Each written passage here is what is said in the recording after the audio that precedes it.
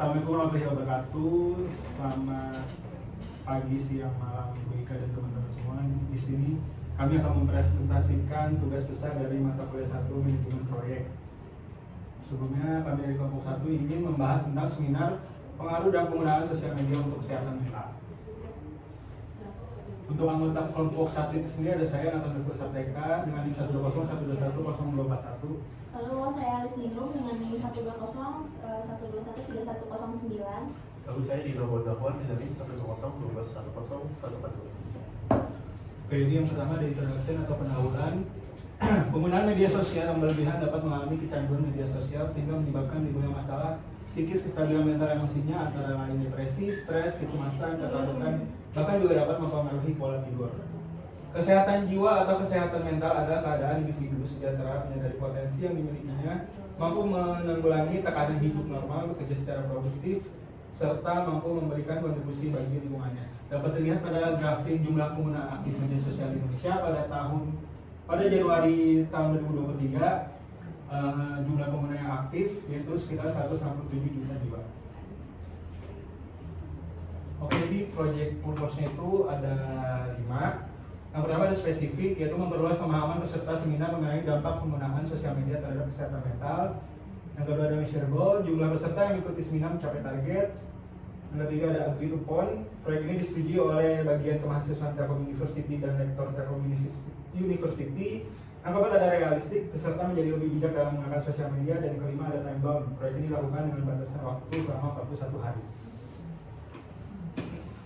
Oke, benefit yang pertama yaitu meningkatkan pemahaman tentang kesehatan mental. Yang kedua memberikan keterampilan pengelolaan stres. Yang ketiga meningkatkan kesadaran tentang penggunaan bijak media sosial. Yang keempat menciptakan lingkungan diskusi positif. Yang kelima meningkatkan kompetensi akademik dan sosial. Yang keenam kontribusi pada visi universitas. Untuk proyek skopnya itu sendiri yaitu untuk memberitahu kepada para mahasiswa Telkom University agar dapat mengetahui teknik-teknik dalam pengelolaan stres yang timbul akibat penggunaan sosial media. Sehingga proyek seminar ini dapat menjadi wadah bagi para mahasiswa agar lebih memahami mengenai pengaruh dan penggunaan sosial media terhadap kesehatan mental.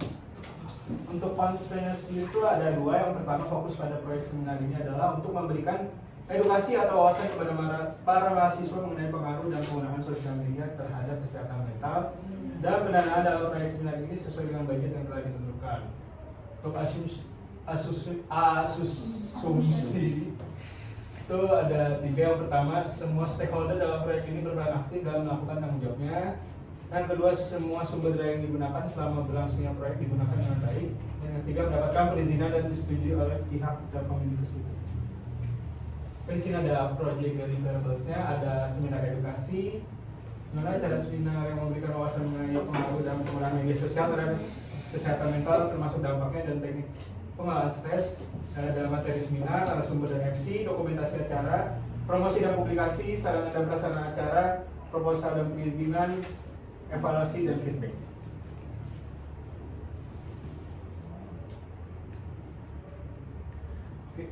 Next kita akan masuk ke acceptance kriteria.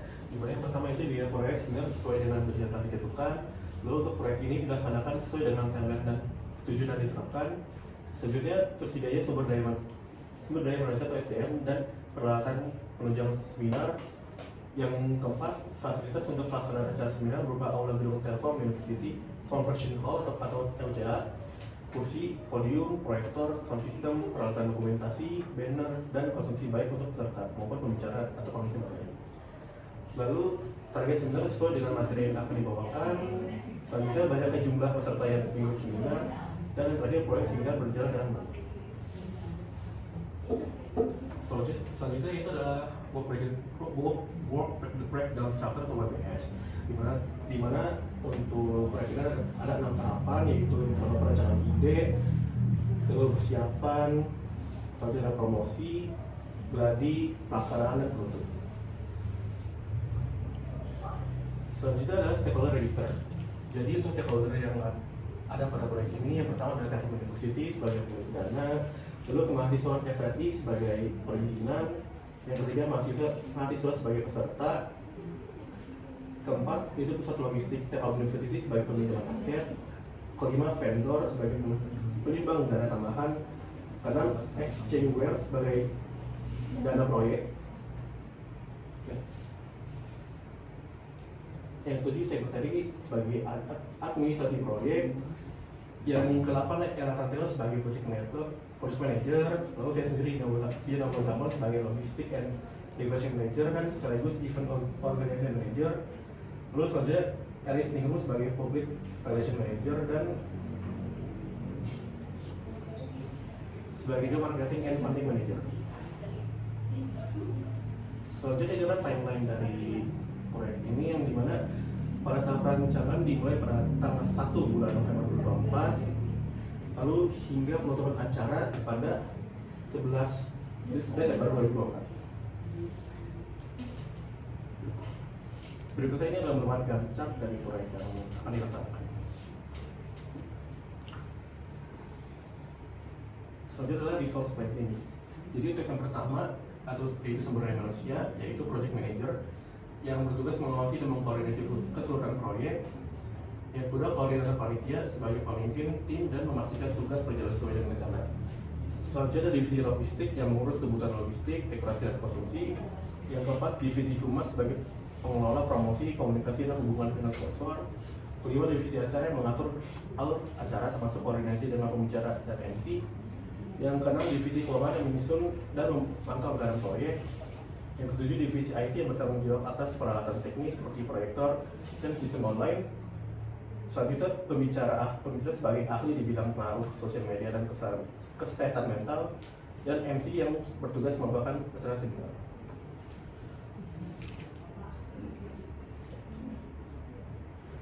Next, itu adalah material, di mana yang dibutuhkan adalah materi seminar dan poster dan spanduk untuk promosi. Lalu untuk perangkat keras yang dibutuhkan adalah proyektor dan layar presentasi. Selanjutnya laptop atau PC untuk menjalankan presentasi. Ketiga, mikrofon yang wireless atau dan kabel.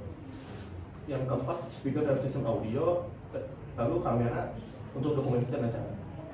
Selanjutnya untuk perangkat lunak, kita membutuhkan aplikasi desain grafis seperti Canva atau Photoshop untuk melakukan desain poster, spanduk, dan materi visual lainnya. Lalu aplikasi manajemen proyek seperti Trello, Asana atau Microsoft Project untuk perencanaan dan pengorganisasian tugas. Selanjutnya aplikasi presentasi yaitu seperti Microsoft PowerPoint.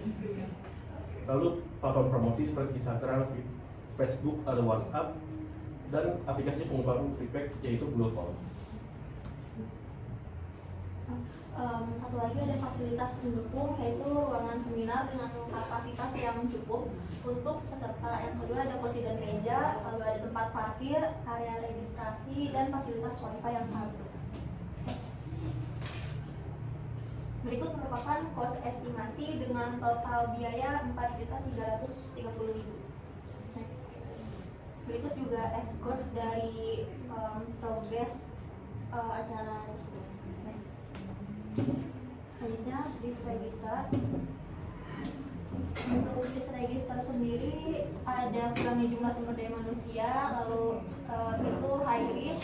Selanjutnya ada terhambatnya kegiatan penentuan timeline, itu high risk juga. Kebutuhan divisi tidak terpenuhi, high risk. Ketidakhadiran pemateri dan MC itu high risk. Proyek tidak mendapatkan kontrak, high risk. Proyek tidak mendapatkan vendor konsumsi yang sesuai dengan budget, low risk. Kurangnya dukungan dari pihak fakultas rekayasa industri saat pengajuan proposal, medium risk. Kurangnya minat audiens dalam mengikuti seminar, high risk.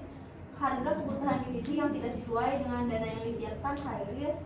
Lalu desain yang dibuat untuk promosi kurang menarik, low risk. Sound system dan proyektor tidak berfungsi dengan baik, low risk. Cuaca yang tidak mendukung, low risk.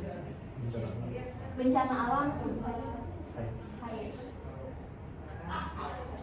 Untuk conclusionnya sendiri, yaitu kami berharap dapat menjalin kerjasama dengan Telkom University dalam mendukung pengembangan proyek seminar pengaruh dan penggunaan sosial media untuk kesehatan mental. Melalui proyek ini, kami berkomitmen untuk mendukung upaya dan meningkatkan kesadaran mahasiswa akan pentingnya pengaruh sosial media. Kami percaya bahwa tantangan yang ada dapat diatasi secara efektif. Sekian presentasi dari kami. Mohon maaf apabila ada kesalahan kata. Wassalamualaikum warahmatullahi wabarakatuh. Waalaikumsalam.